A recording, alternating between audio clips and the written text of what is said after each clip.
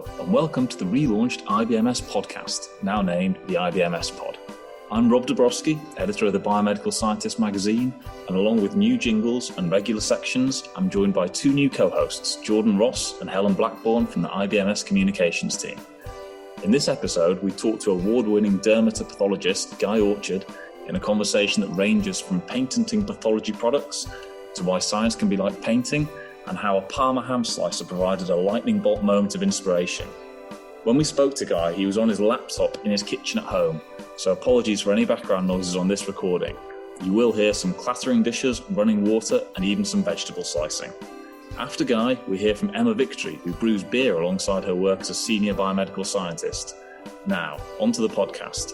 I'll hand you over to Jordan for the latest IBMS headlines. Thanks, Rob. I'm Jordan, Science Communications Officer.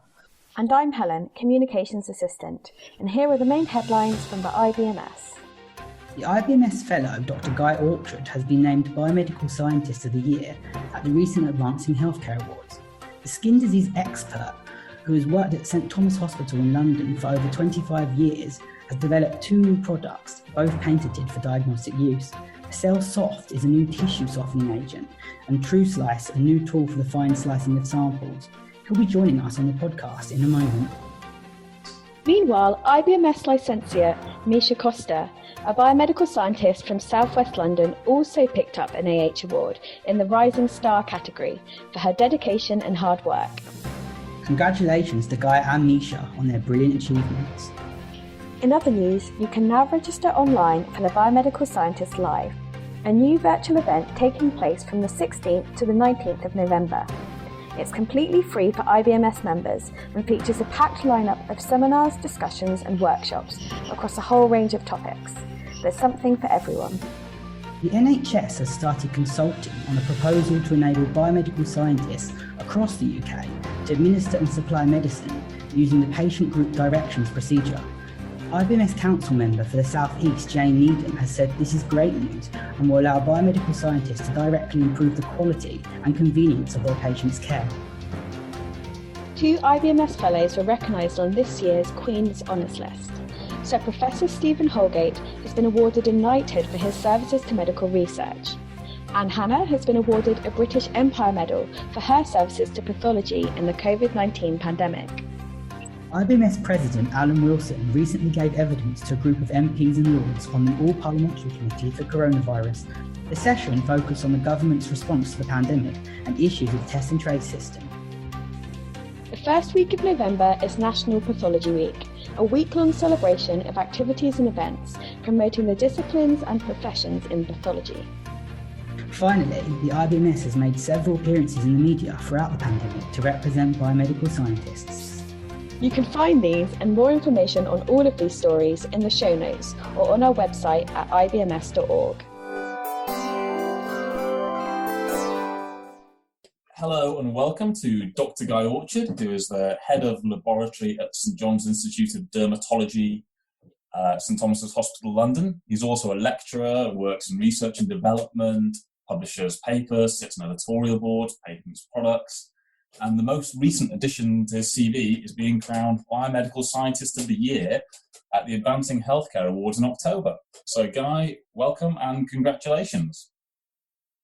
Thank you very much, and pleasure to be here. Good stuff. So, I'm just going to read something out to you very quickly, Guy, which is as follows. Dr. Orchard is an exceptional scientist. He strives to apply his subject matter expertise to advance practice in an innovative and impactful way. He's devised patents for two new pathology products and a third patent is pending. He makes a difference to everyday care. Now that is the synopsis from the entry for your award win the other day, Guy. And I was just wondering which element of that summary you think is most important and central to your work, whether it's advancing practice, whether it's innovations or patenting products or making a difference to care. What do you see as kind of central to the work that you do? That's a very good question, and the answer, I guess, is complicated, of course. But I would say that we're all here to give better care, and that's the purpose that we will strive to achieve. and many of us do it in many different ways. I guess from my perspective, I've been fortunate enough, because of the interests I've had, to be able to look at that and support it by several different routes, whether it be developing something or even focusing on staff training or even writing scientific publications that make contributions in the field, so on and so forth. But I've always been keen on trying to explore all avenues that I have available to me. Do you find that ever challenging? Do you ever think, I'm spreading myself too thin? If I've got multiple things going on at the same time, I'm not necessarily very good at juggling them all. I need to kind of focus on one, push everything else to one side. How do you manage to kind of have so many different things going on at the same time? Right. Well, you need to, yes, certain character types can juggle. I was used to juggling, as you put it, quite early on in my career. I was always fairly committed to developing ideas, and I would pursue them, even if that meant I would do an awful lot of work, which I did do it, in fact, out of hours or at home, working and planning on something. The third component, which is crucial to this, of course, is an understanding and enthusiastic workforce. And I try to instill the enthusiasm that I have for what I do in them. And of course, if they exceed that and enjoy that, then you're not really fighting against a brick wall. You are supported in what you try to do. I've been very lucky like that. Yeah. And you mentioned this was from the start of your career. I mean, how did you first get into biomedical science? Was there a moment where you remember thinking, this is the right career path for me? Was it a natural progression from something else?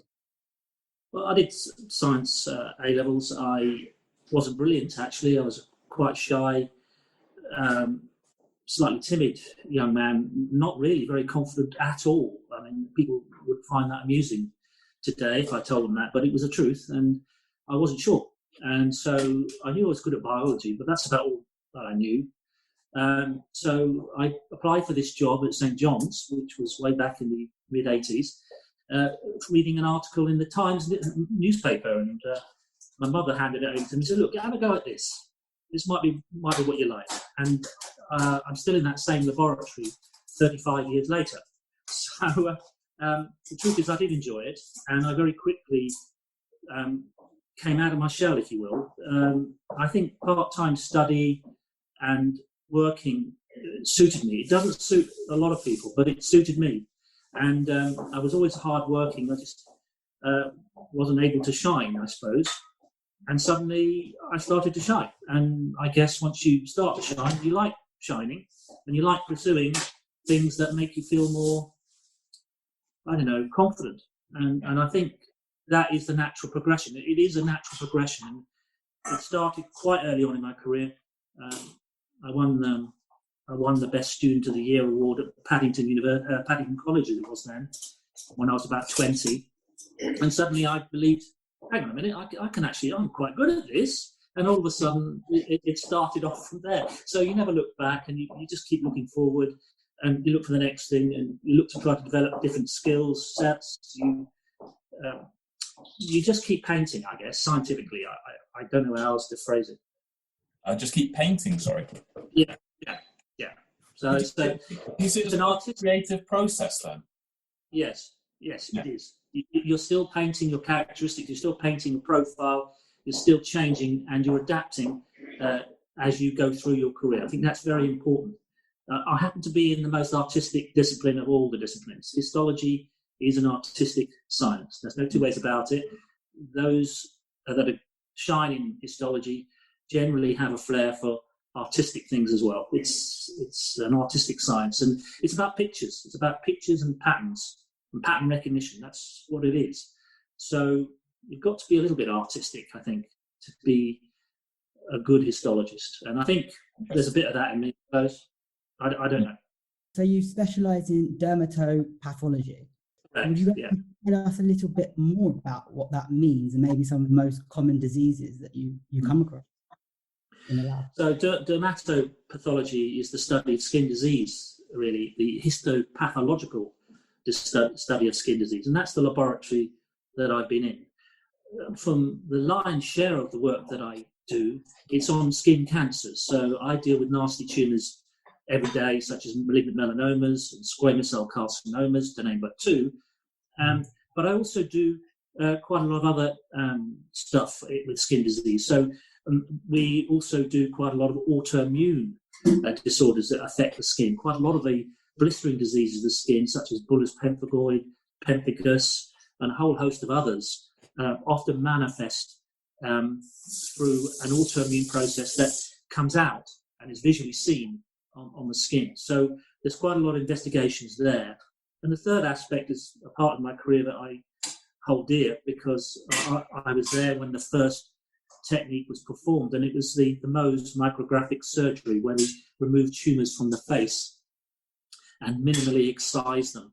These are disfiguring tumours, and cosmetically they can be quite unpleasant. So I worked on that for 30 odd years, developing the techniques and way we practice it. Now at Guy's Cancer Centre, at Guy's Hospital, because I'm split on two sites now, Guy's and St Thomas's. And that's a growing, expanding area of what I currently do. And what's one of the most unusual skin diseases you've come across? Yes, you asked me. Unusual case, I guess. Yeah, I can cite many. One thing you learn about dermatopathology, if they can give it a very, very long name, usually with some Latin connotations, they do. It's an unusual discipline in that regard. The names they give diseases are immensely long in certain cases, or they're named after the individuals who first discovered them. So I could give us the longest name you can remember, Guy? Well, one that fascinates me as a disease process is something called xeroderma pigmentosum, which is an extremely rare genetic disease. And we have a lab actually dedicated to the study of exactly that entity. Very rare genetic disorder. But these unfortunate souls are unable to repair the damage that sunlight does to their skin. They can't splice out the damaged DNA that we all get every day when we walk out in the sun. Our body mechanisms recognize its damaged DNA and splice that damaged DNA out and get rid of it. If it persists, it gives rise to cancers and tumours. Now, these poor unfortunate souls, and it can run in families, are stricken with a defect in these splicing enzymes. And because they can't splice the damaged DNA, it sits there and it gives them tumours. And they can be very young in age, below the age of 10, and have multiple cancers of the skin. And so, for me, the understanding of that disease is actually fascinating, because there are several different subtypes, but it's an amazing area of investigation. I'm very pleased and proud that St John's actually has a national centre for xeroderma pigmentosum, as it has for epidermolysis bullosa, another blistering disease. We're a national centre for that too. And you've developed these two new products as well. And one of them you had the idea for in a local delicatessen when you saw a Parma ham being sliced, I believe. Yeah, so it's true, actually, absolutely true. I was with my wife and she'd gone off to get some other stuff and told me to go to the delicatessen to get some cheese and a bit of Parma ham. So I asked for the Parma ham. The chap got the slab out of the counter and he put it on the bacon slicer, and off he went, and he was doing it, and I was looking at it, and I was thinking, Jesus, they're very, very small slices, very thin. And I was looking at them, and he offered them to me, and I was looking at the side and saying, oh, how thin can you cut these? And he said, I don't know. He said, but they're quite thin, aren't they? I said, yes, very thin. So that started the idea. That night, I think my wife thought I was barking mad, but I stood up in bed, or sat up in bed rather, and started sketching things, which is what I do, and started drawing things. And then I had my iPad next to me, was looking up guillotines, because I thought it's guillotines and slicing actions and something that didn't go lateral but has perpendicular slicing. And the idea spawned from that, and I was drawing it on the train on the way in. By the time I got to work, I'd drawn it, and my original sketches do look remarkably similar to the end product that we currently know as True Slice and True Slice Digital. So, which are commercially available now. But that's the story of how that happened. And I've been very fortunate to work with a company, Cellpath Limited, over the years, and had a good contacts with them. They've always entertained my ideas, bless them, and they've always generally helped me. And I've tried to talk to them about how we could progress things, but I needed the help of a engineer in this case, here's my drawing. I want it to look a bit like this. Can you do that? I want it to be like a Lego Meccano outfit. I want it to be completely, take it to bits, throw it in the sink, put it back together again, off you go, and be absolutely accurate. And that was the story of that device. Other people who've got similar ideas go, a creative idea where they think, if we had something like this in my lab, it would make our lives better and make our work easier or more efficient. How would they go about having that idea? What should they do next? A standard biomedical scientist in a lab who has a great idea. Okay, I think there's no template for me to give you the answer to this. I think it depends on your personal communication skills and how good you are about approaching a company. You need to have contacts and you need to know certain individuals in certain companies, and they need to be open-minded. I made a choice very early on with the first product that I didn't want to go to a large corporate company, because I know the processes to go through can be quite drawn out. I chose a company that I wanted to work with and have done 2 or 3 times since, because they were sort of quite a big company. They were a British company, so they sort of get where I'm coming from. And they're not a national company in that sense. And so for me, it was a natural progression to work with them. But you do need to have contacts. You do need to be very careful about your ideas as well. I'll remind everybody about that. You have to go through a process of acknowledgement that there's a confidentiality clause here. You need to talk to your legal teams in your established trust or wherever you may be working, so they can help you with that process to make sure it's all above board. And then once you started that, it becomes a natural partnership that progresses. You mentioned at the start that when you were doing your science A levels, you didn't think you're a particularly great student, which I'm sure holds a lot of hope for many people out there. But other people who see you now as, you've just won Biomedical Scientist of the Year, other people who want to do something like that, what advice would you give them? What top tips would you give any listeners who are just starting out in their careers? That's a good question. And again, there's no template. What I would say is just stick to your guns. If you are hardworking, if you are dedicated, if you have some latent skills that are not yet mature enough to develop, don't ever let it go. Don't ever let people tell you you're not good enough. I'm afraid that can happen. Seen it happen. Never accept that you're not good enough to do something that you believe in. You must be progressive in your mindset, because it is a tough road and you have to take the knocks with the successes. There are many knocks. But I always played on progression. So even if I made, a foot gain where I'd be not back 10, I'd still regard that as progress and carry on going. And you'll be surprised at the successes that you can get if you are committed and you believe in what you're doing. But you have to work hard.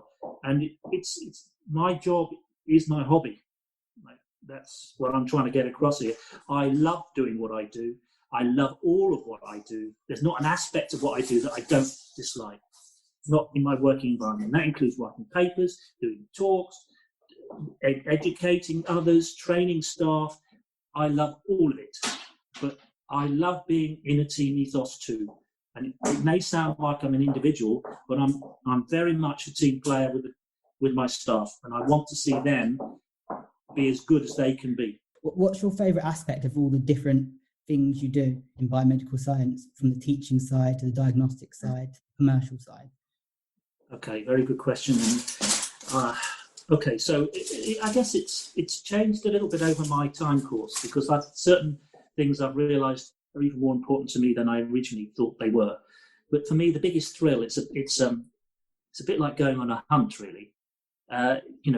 Actually writing a scientific paper from a conception of an idea to working out how you're going to do it, to crossing all the bridges that you cross to problem solve, to finish it, to then go late at night, scribbling away, writing it all up, rethinking it again, rewriting it, and then finishing it, and then taking all the pictures you're going to take to support your paper, and then to get it all accepted and in print. Biggest thrill by far, because you've made a contribution that's in the literature and it's there for life. Nobody can take that away from you. there's your stamp collection. You just have a look at my CV. They're the stamps. They're all there, and that is really what is the biggest thrill, because I know when I finished here, there's my footprints. They're there, and they're in the scientific literature. So my advice to all of you: collect stamps.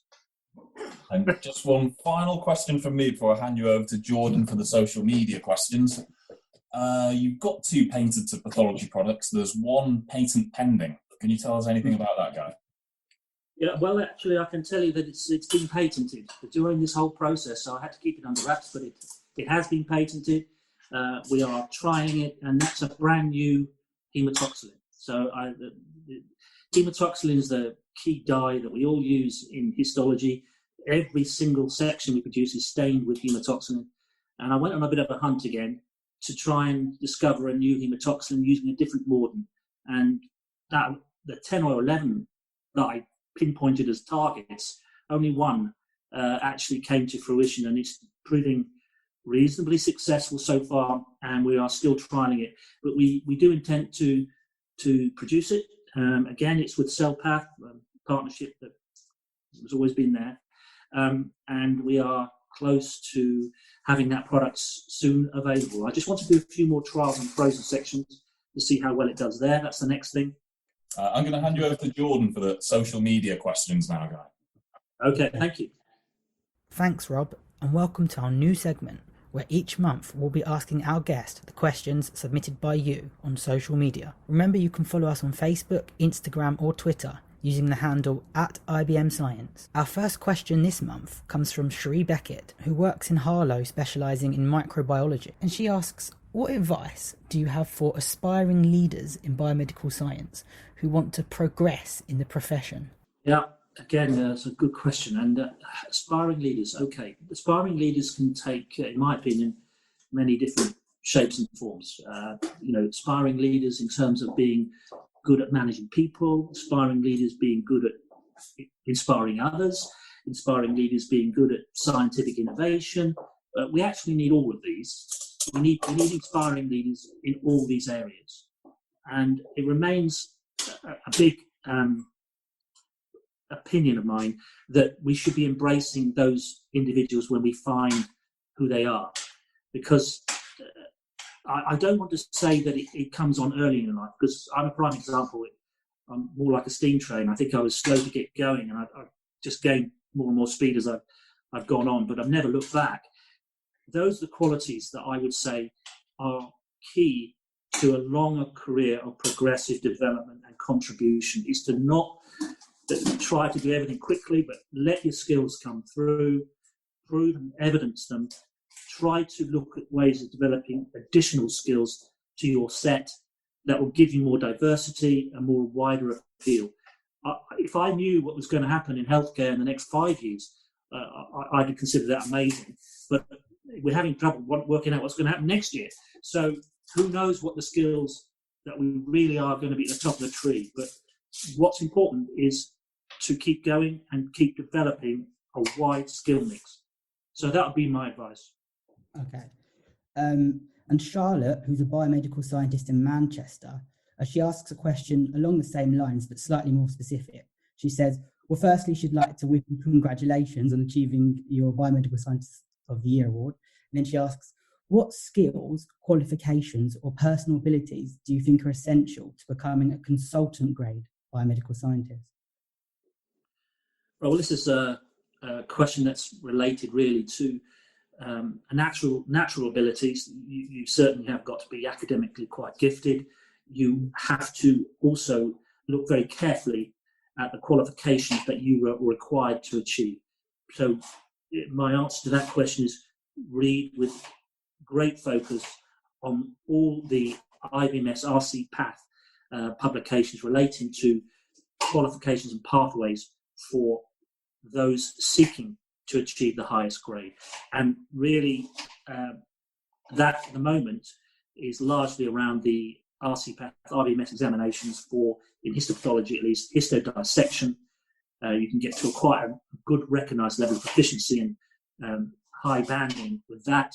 And also, of course, the reporting reporting exams, which are written in fact by the RCPath and supported by the IBMS. So those I would direct you to, because they are the obviously recognised pathways that are currently available. We hope that there will be more, because that's ongoing and we're still developing things. So there probably will be in the future, but we need to just focus on what we have in our hands at the moment, and those are the exam pathways. And the next couple of questions come from members who prefer to remain anonymous. So, first question. They're going to insult you, Guy. Very horrible questions. Yeah. So this member asks, what was it about your nomination for the Biomedical Scientist of the Year award which you think stood out most to the judges? Okay, well, I'm not a judge, so the reality of that was I don't really know, but I would say it's steeped in innovation, and that's what the project submission was about. So I was keen to put that point across, that I mentioned to Rob earlier this painting concept, that you paint things. These are your ideas, and you paint them. So, and like anybody who does that, you are probably your worst own critic, because you will find ways of improving what you painted all the time and do it slightly better each time. But for me, in this particular application, it's a little bit unusual, because I've won awards overseas, America, and the process there is slightly different. But this one required quite an analytical approach to your personal attributes and what makes you motivated. What are the things that you want to say about what you do? And so for me, it was all about all the things I could say about developing ideas and innovating. I think that for me was the key thing in my application. Right, the innovation aspect.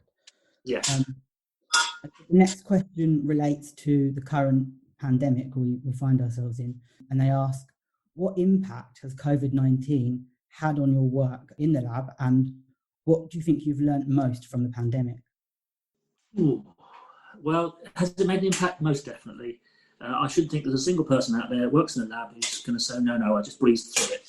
You don't. We're still going through it. It's an awful mess. Rota changes, shift working, which I had to introduce to my staff, all of which they adopted quickly and with good grace. And ultimately, what was a key directive was to try and protect my staff, to try to reduce the possibility of infection within the department, and all of that. All of that is a constantly changing dynamic, which is difficult to manage, even for the most competent and capable managers. It's a stress, it's a strain, and you have to do all the things you normally do, plus work out how to keep your staff as safe as you can keep them. Not easy, and does require good team ethic. I've been fortunate with my lot. I've generally had a good team ethic with most things that I find are going to be contentious, and we're going to have to talk about this. And so from that point of view, yeah, difficult. But we've managed so far very well. And I think it's because we talk about these issues closely and we decide how we're going to do it as a group. So those are the things that matter. In terms of all the other things I was doing, well, they were already rolling. So the only thing that really happened because of the pandemic was perhaps the third patent was held up, if you will, because I couldn't do some of the experimentation because I was rushing around doing all the other things I've got to do at work at the moment. But again, it was about talking to the team and working out how we could slot things in. A little bit more demanding, a little bit more stressful, but having said that, we still got there in the end. And to everybody, I'd say, well done, all the health workers, well done, all the lab staff. Fantastic job, really. I haven't heard anybody say any place has collapsed because of this. So really doing a great job, and keep it up. Thank you so much for your time. It's really appreciated, especially on your day off. And congratulations again on the new patent and the award win. Thank you ever so much. It's a great honour. I'm delighted, and I'm still in a slight state of shock over it already, but very, very pleased to have been honoured in this way. Thank you. Brilliant. Thanks for joining us. Welcome to LabLife, where we talk to a different IBMS member each month about what they get up to in and out of the lab. This month, we've got Emma Victory, who is a brewster and certified beer judge, as well as a senior biomedical scientist. You can follow her on Twitter at Fem2Brewster, and you can find her homebrew club at Brew Junction. Here's what she gets up to in the lab. Okay, so we are a reference lab that's based at a higher education postgrad school in London. So we do teaching and diagnostics. So in the diagnostic lab, we're actually two different labs. So we're the PHE malaria reference lab. So that's all malaria, whether that's microscopy, antigen tests, PCR. And then the other half of the lab is all parasites which aren't malaria. So that could be blood parasites, gut parasites, worms, bits of eye, all kinds of things, basically anything that's not malaria. So we get about 2,000 samples a year in a normal year. Wow. 2,000 samples a year for malaria and about the same for the non-malaria. So if you look at the numbers that an NHS lab gets, they're much, much higher than that. So we're spending more time on each sample for fewer samples, and we do longer investigations. So you mentioned you work with all sorts of parasites, and is there one that you like to work with the most or that you find most fascinating? I think when people think about parasites, one of the things that springs to mind is worms. So we get quite a lot of worm requests, but I would say that most of them are negative. And I think this is because people secretly want to have a parasite. Right. People send things in that they say, is this a worm? And it will be a piece of string, or it will be something undigested that they've found after they've been to the toilet, and they think, oh, what's this? I wonder if I've got a worm. So worms are really interesting because people are fascinated by them at the same time they're disgusted. So when we have induction days for new members of staff, we get laboratory tours where I do a tour and I show the new members of staff around, and I always get the worms out, and we get out a 5-metre tapeworm, we get out a bucket of ascaris, which is roundworm. So just imagine a bucket full of like fixed formaldehyde dead worms, and look at this. And everyone, they don't want to look, but they do want to look at the same time. It's kind of repulsive, but also attractive. So I would say my favourite parasite might be a schistosome, because schistosomes are considered quite romantic because the female lives inside a little groove on the male's body. So you see pictures of them around Valentine's Day because one is snuggled into the other. It's like they're spooning. So that's quite cute. Oh, nice. In her spare time, Emma is heavily involved in brewing and beer judging. My husband and I started homebrewing together in 2012 after we had a couple of trips to the US and tried lots of different beers there that you can't get here. And we stayed with some friends of mine who were homebrewers. And I think we had a real mind-blowing moment in Brooklyn where we tried some of our friends' homebrew, and it was so good that we didn't believe it was homebrew. And we, wow, I can't believe it's homebrew. This is amazing. Did you make this? Yeah. And that was a real epiphany moment for us. And when we came home, we basically just got really into it. So we went to a homebrew shop, we bought the kit, we had a go. We just kind of went in at the deep end, really. So because I'm a scientist, my husband was trained as an engineer, we got really kind of down into the nitty-gritty, the technical aspects of brewing. We met lots of homebrewers in the London homebrew community and lots of professional brewers, did lots of sharing out homebrew. We started going to a homebrew club. A few years later, ended up being asked to start a homebrew club for a bottle shop in Clapham Junction. That shop unfortunately closed, so we took our club to Battersea Brewery Taproom in Battersea, and we've been hosted by them ever since. We also got into beer judging, so beer judging and competitions. So I've been judging in commercial and homebrew competitions since about 2015. It's something that I really enjoy. I take it really seriously. It requires a lot of effort. It's actually quite tiring judging beer. You might think it's fun, but it's hard work, I'll tell you. Okay. So do you have specific categories that you use to judge a beer? How do you go about actually judging a beer? Okay, so there's an organisation called the Beer Judge Certification Program. It's based in America, but it's recognised worldwide. So there are beer judging qualifications that you can get. So my husband and I are both certified beer judges. We gained our qualification last year. It was quite hard work, I would say. There's an online entry exam, and then there's a 1.5 hour practical exam. You judge according to styles. So there are over 100 different beer styles. They range from things like pale ales, Belgian styles, lagers. There's hundreds. There's so many different styles. So for the exam, you have to know over 90 different styles. You have to actually memorize them. And in the exam, you're given beers and they say, this is an American pale ale, and you have to know in your head exactly what the criteria are, what it should look like, what it should smell like, what it should taste like, what it should feel like in your mouth, what it should and shouldn't have in terms of characteristics, even how carbonated it is, everything. And you have to know all of that before you do the exam. So so you judge against a STAR guide. When you judge in competitions, you're actually allowed to look at the STAR guidelines, but in the exam, you have to memorize it. Oh, wow. Yeah. I didn't know there were that many different styles of beer. Thanks so much for listening. We hope you enjoyed the episode. These podcasts are released monthly at the same time the magazine comes out, so whenever a new issue lands on your doormat, head back online to listen to a new episode. And don't forget that these podcasts can be used for your CPD. Take care and bye.